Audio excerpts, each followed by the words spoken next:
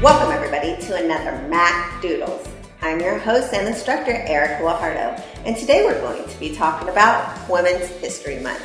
For those of you that don't know what Women's History Month is, it's where we highlight the contributions of women in events in history and contemporary society.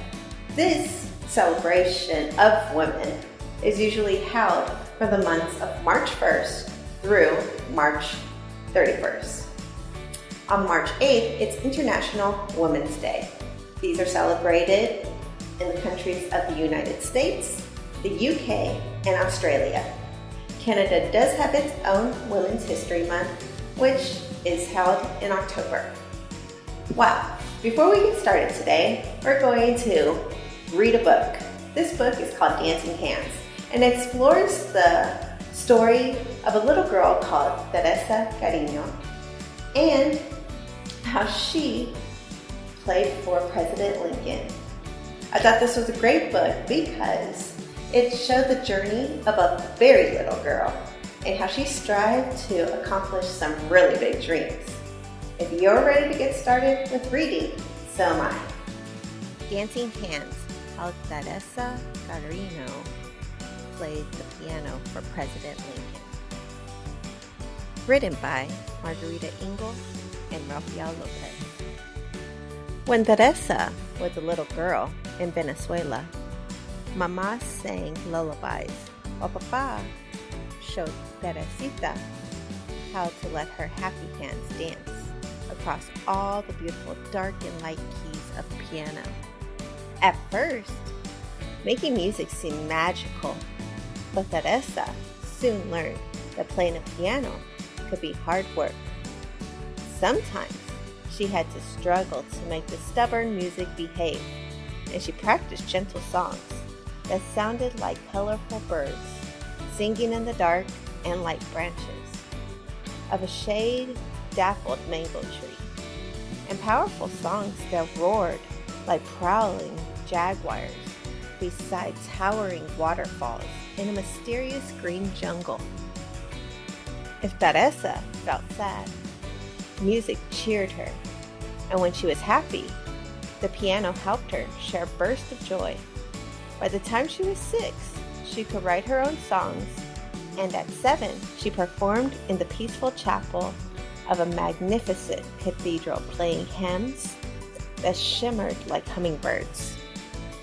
Music was Teresita's delight, but suddenly, when she was 8, a war changed everything.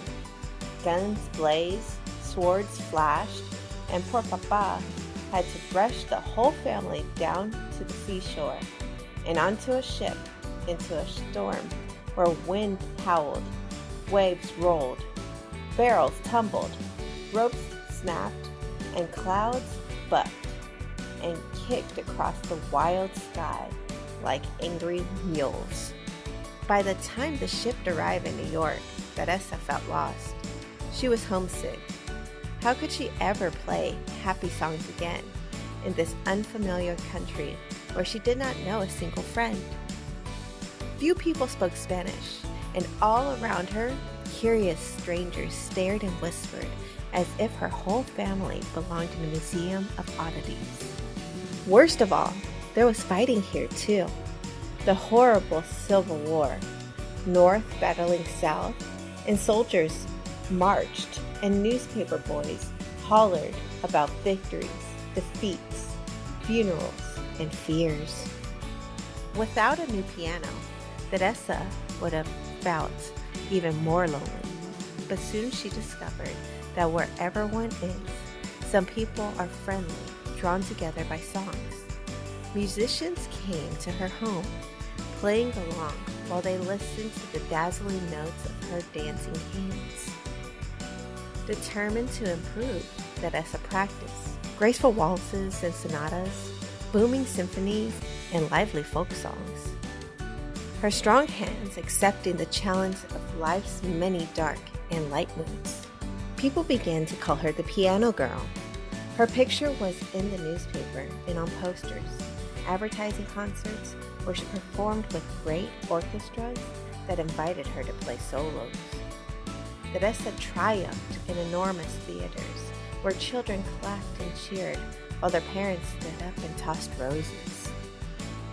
With Papa at her side, she traveled to elegant cities, and by the time she was 10, the piano girl grew so famous that she received amazing invitations, including one so special that she could hardly believe her eyes. President Abraham Lincoln wanted her to play for his whole family at the White House. But the country was still at war, so Teresa arrived in Washington, D.C. at a time when freed slaves were signing up to be soldiers. The injured moaned and nurses groaned from the sheer weariness of caring for so many fevers and wounds. Not long ago, the president's young son had fallen sick and had died. Men argued about battle flaws, battles won, speeches made, victory delayed. Teresa began to worry. How could music soothe so much trouble? Poor Abraham Lincoln. Teresa hoped she could entertain the president, his grieving wife, and their 2 surviving sons. Her fingers might stumble, and rhythms emerging too slow or too fast. But Teresa was brave, and she believed in trying her best. So she entered the White House silently, clutching Papa's hand fiercely as they stepped into the room, so red that it looked like a storm or a sunrise. Teresa remembered how it felt to be a homeless refugee and how lonely she had been surrounded by strangers, some of them rude and others kind. The memory of meeting past challenges now helped her fingers dance, celebrating the way life had turned out to be a mixture of all sorts of feelings, happy and sad. But the piano was poorly tuned, making her music sound ugly. What should she do? Refuse to play? She stopped, feeling discouraged, until Mr. Lincoln smiled kindly and asked for his favorite song. Listen to the Mockingbird. Teresa knew she could play this lively piece even on an imperfect piano. So fingers leaped across all the glorious dark and light keys, improvising the way mockingbirds do, the melody changing as she went along. Music swirled, twirled, and soared on wings of sound. The president listened quietly to notes that rose, swayed, rippled, and dipped like a bird in a blue sky above a green forest. He closed his eyes, nodded his head, stretched his long fingers, and tapped the tips of his shiny shoes. When the joyful song ended, Abe Lincoln stood up and clapped, smiling at the piano girl, who smiled too, because she knew that her music had brought comfort to a grieving family, at least for one brief, wonderful evening of dancing hands. From then on, Teresa felt certain she would always be bold enough to share her musical courage anywhere in the world, simply by letting her fingers travel across all the beautiful dark and light moments of hope. Historical note: Maria Teresa Garino Garcia de Sena was born into a musical family in Venezuela. Her father was a politician and amateur pianist who taught her how to play. By the time she was 6, she was already composing her own music, and soon she was performing. In 1862, a revolution forced her family into exile. After they settled in New York, Teresa played at Irving Hall.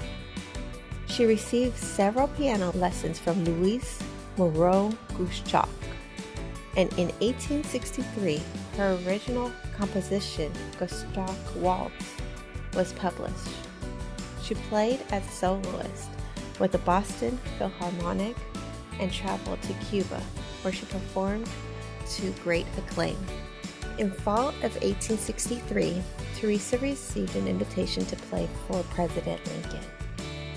He had already freed the enslaved people with his Emancipation Proclamation, and the Union had triumphed at Gettysburg. Saddened by the death of his son Willie and worried about the future of the nation, Lincoln often took comfort in musical performances, including concerts by Teresa Carino's teacher, Ghost Chalk. After her White House performance, Carino toured Europe, later played for the famous composers Gioacchino Rossini and Franz Liszt. Later tours took her all over the world, including Australia, New Zealand, and South Africa. She returned to Venezuela only once because her countrymen disapproved of her, scandalizing by the independent spirit that caused her to divorce 3 times before finding happiness with her 4th husband. Teresa Carino became known as a composer and opera singer, as well as one of the best pianists of her era, playing with such an intense spirit that audience members claimed that they could hear the power of tropical nature in her music. She settled in Berlin, but returned to New York during World War I.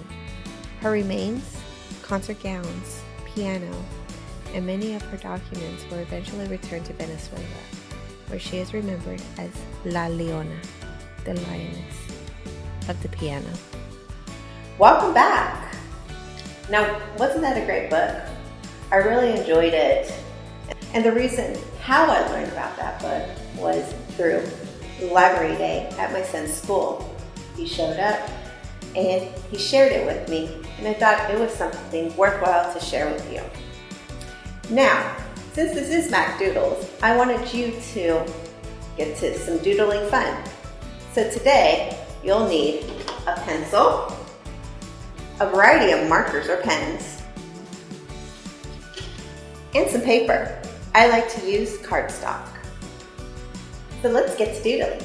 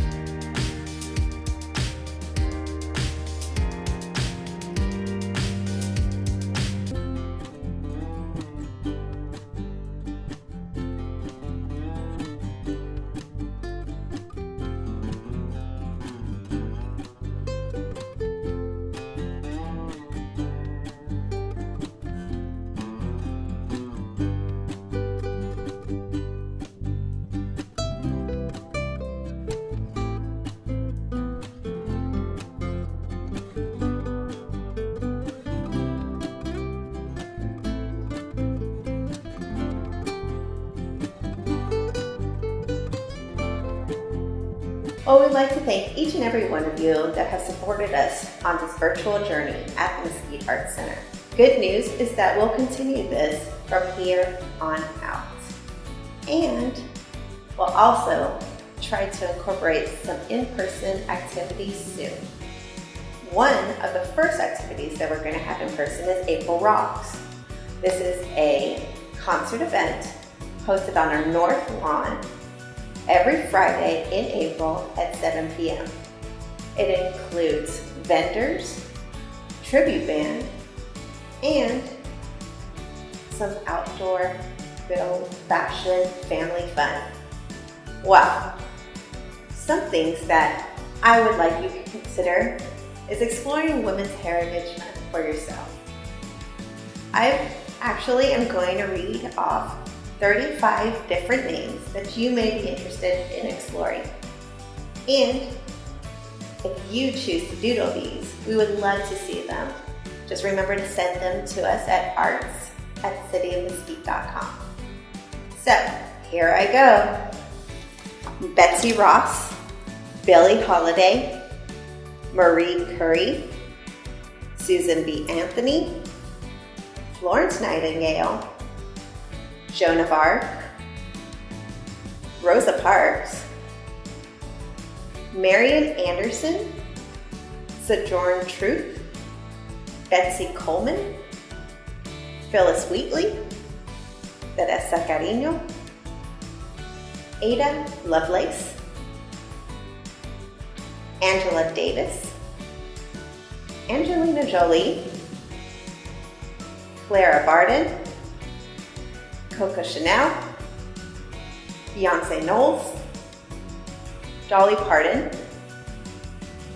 Dr. Meg Johnson, Greta Thunberg, Harriet Beecher, Helen Keller, Malala Yousafzai, Sarah E. Good, Jessica Meir, Laura Ingalls Wheeler, Madame C.J. Walker, Selena Quintanilla,